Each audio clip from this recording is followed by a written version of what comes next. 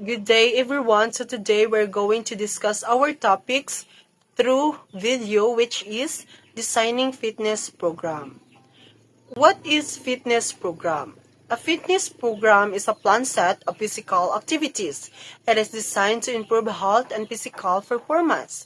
It depends on a person's goals and fitness levels. So, ang fitness program is a planned set of physical activities. It helps a person to improve their health and physical performance. And also, nakadepende po ni siya sa tao kung unsang ilang goals o asarataman ang ilahang fitness level. Why is designing important? Designing a fitness program is important because improves overall physical health. Makatabang siya para to improve our physical health. Prevents lifestyle disease. Para sab mas malikayan nato ang mga disease like sa diabetes and hypertension. Increase strength and endurance. Makatabang pud siya para mas mulig-on ang ato ang mga muscles and endurance. Helps maintain a healthy body weight. Makatabang pud siya para to maintain our healthy body weight. Improves mental health and reduce stress. Makatabang pud siya para mas mo-improve pa ang ato ang mga mental health and para sab daw mas ma-lessen daw ang ato ang mga stress. So, without a planning, exercise may not be effective.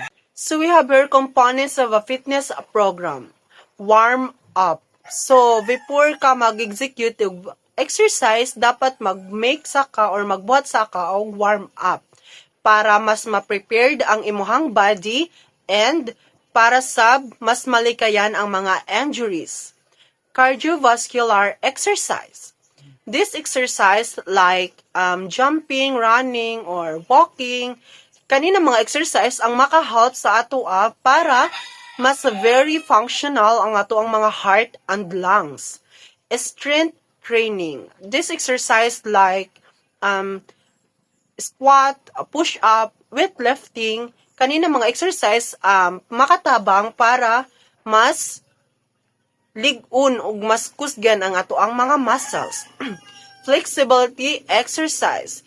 This exercise like stretching, yoga, kani sila ang na mga exercise ang makatabang sa ato para to stay flexible. So after nimo mag-exercise, dapat sab pagbuhat sab ka og cool down para ma-relax ang imuhang mga muscles. Then aside from that, para mo-return na ang imuhang normal heart rate. So we have here steps in designing a fitness program. Step 1. Set goals. Before starting, you must identify your fitness goals such as,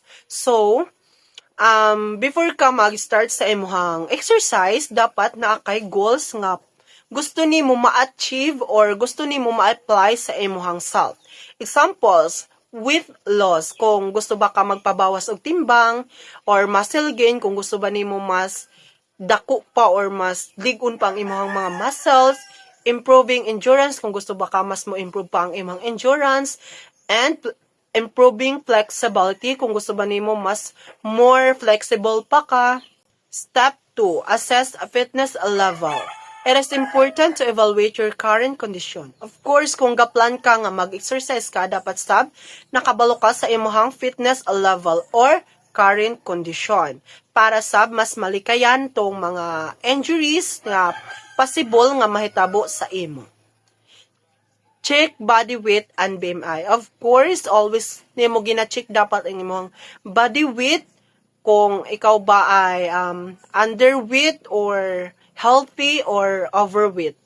Measure strength and endurance. Dapat sab nakabalo ka kung kana ba na exercise is di ba na nimo kaya para mas malikayan ang imuhang pagka-injuries.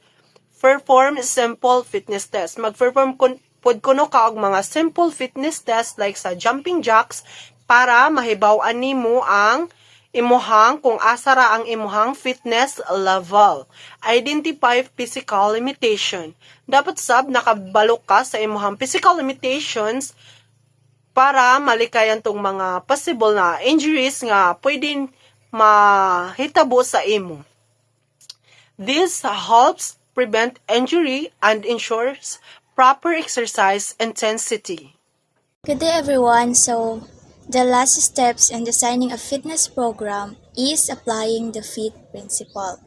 The FIT principle is used to properly design a fitness program. So, nakakatulong tong FIT principle para maplano natin ng maayos yung magiging routine natin, routine sa pag-exercise.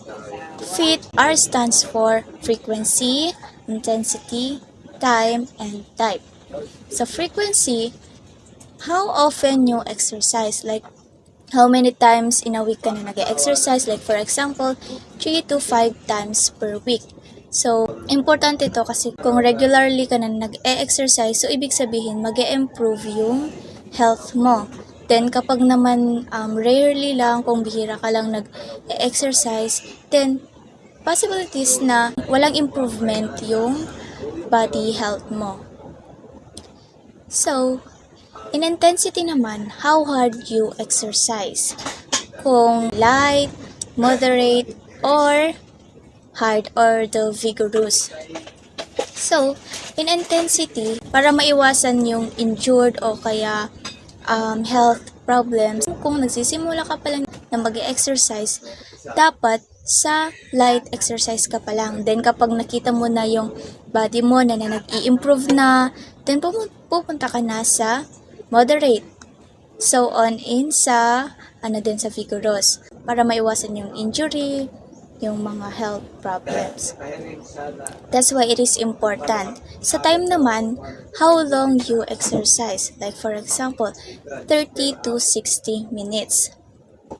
So kailangan nating planuhin tong time din para maiwasan natin yung pag-over-exercise, pag-overwork.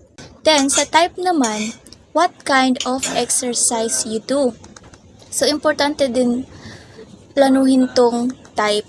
Kasi kung, like for example, kung nagpapa-slim ka, then, dapat naka-specific yung type ng i-exercise mo. Hindi naman pwede na magpapa-slim ka, tapos yung type ng exercise na ginagawa mo is yung pampaliit ng pet. So, walang improvement na mangyayari. These principles helps create a balanced and effective routine. So, kailangan sundin natin yung FIT principle para mas maging balance yung routine natin sa pag-exercise. So, there are sample weekly fitness plans in a whole week na to, Monday to Sunday. These schedules provides balance between exercise and recovery. In Monday, syempre, kung mag-exercise ka for cardio for at least 30 minutes para ma-improve yung heart health natin. Then, sa Tuesday naman, strength training para ma-build yung mga muscles natin.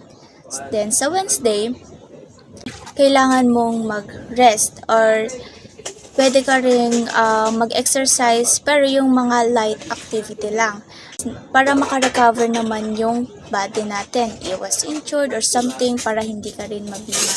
So, kailangang mag-rest. Then, sa Thursday naman, cardio plus core exercise for endurance natin and abdominal strength. Then, sa Friday naman, strength training again for building our muscles. Sa Saturday naman, flexibility or yoga para naman ma-relax yung mga muscles natin. Then sa Sunday is rest. So there are safety tips. The first one is start slowly and progress gradually. So kapag, sabi ko nga kanina, kapag nagsisimula ka pa lang na mag-exercise, ganun, dapat mag-start ka muna sa light exercises, light activities para hindi mabigla yung katawan mo.